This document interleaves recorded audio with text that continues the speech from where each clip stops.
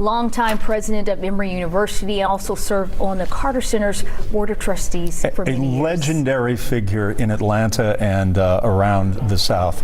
President Lamy, good to have you with us this morning. I'm delighted to be with you. Thank you so much. President, do you remember the first time that you met Jimmy Carter? I met him at Ivan Allen's farm when he was running for president, but it was just in passing. I had heard him speak to a group of alumni of Yale in the region, and he came in when he was governor, and he just walked in a very informal way, and we were gathered, and he just spoke off the cuff, and I was wowed. I said, this guy's got it. I mean, he was so impassioned and yet so informal. It was really quite a performance. And he completely captivated this group of folks from around here who had gone to Yale. Would you talk a little bit about the relationship between Jimmy Carter and Emory University? Well, Jimmy Carter, when he got out of the White House, of course, wanted to find a place where he would settle and do his thing. At that point, he didn't know quite what it was. But he and I shared a view of life as service and moral authority and that sort of thing, because I was from a small town in Arkansas, and he was from a small town in Georgia. And so we had certain things there. I had been a missionary in Korea before I came to Emory, and I felt a kinship of purpose and vision for life, and I felt that would be appropriate for Emory, and I felt it would be helpful for him. We would be behind him, an understanding of what he wanted to do, because I felt that Carter's character really informed everything he did. He was not, when he said, I will speak the truth, it was character. When he said, I'm going to live modestly, it was character.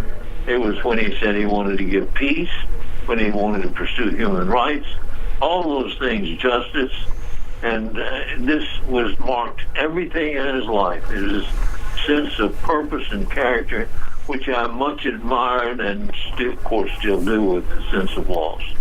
As you say that, I was seeing a billboard on the connector this morning, and it said character with C-A-R-T-E-R highlighted in the billboard as you're talking about his character, President.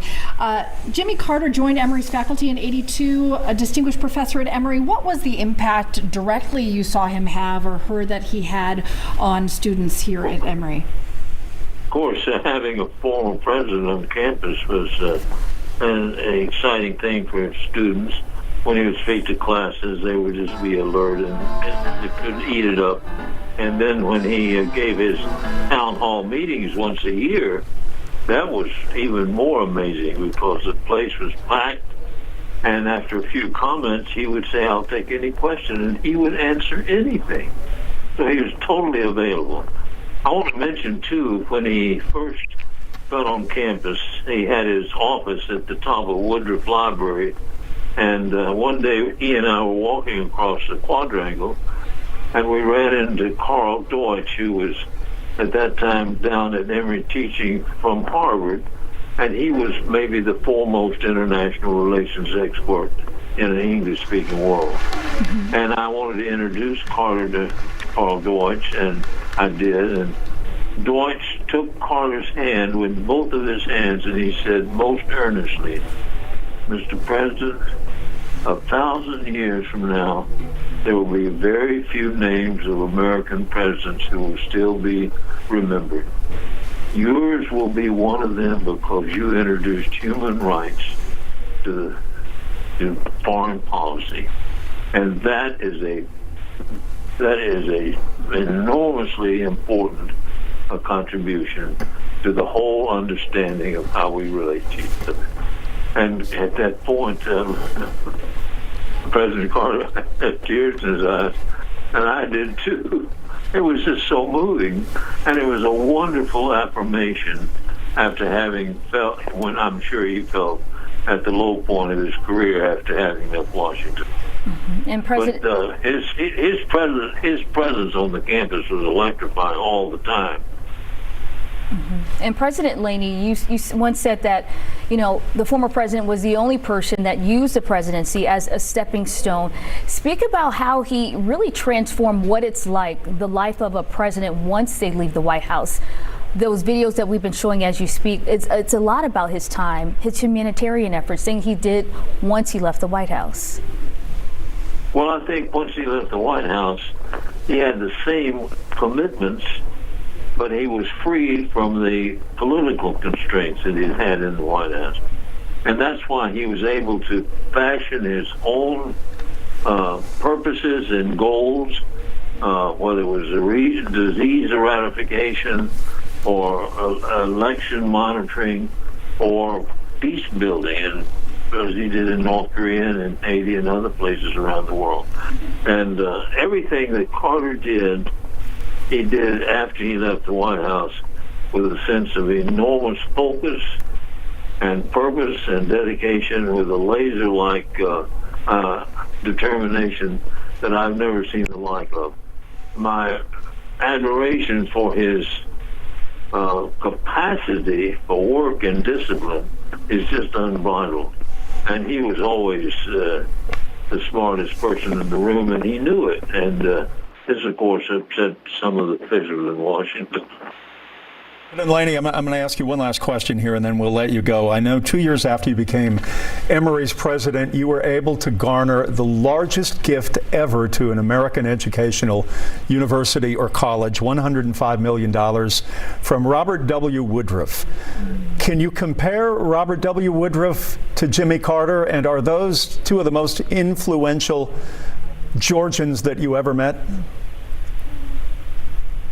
Well, certainly they're different in so many ways.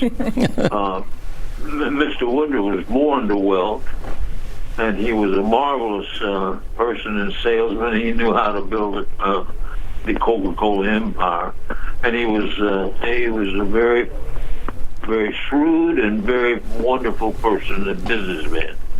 Jimmy Carter, of course, had a vast array of purposes that he wanted to fulfill that all had to do with the larger good of the world and the people.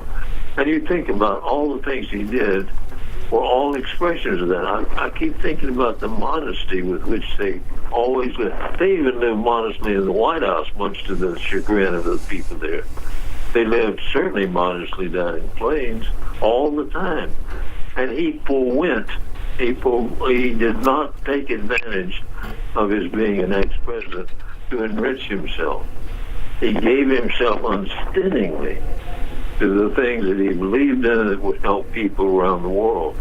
And that's why he came to North Korea and went to North Korea with that same purpose, that same determination, that same insistence on just staying until it was done. And he just, I think, in many ways, war Kim Il-sung out, the North Korean dictator, and got the peace basis for peace for a while, for about 8 years, when they didn't make atomic bombs, and that was an accomplishment, and averted a nuclear war, or at least a war on Seoul that would have been tragic. So those are great things.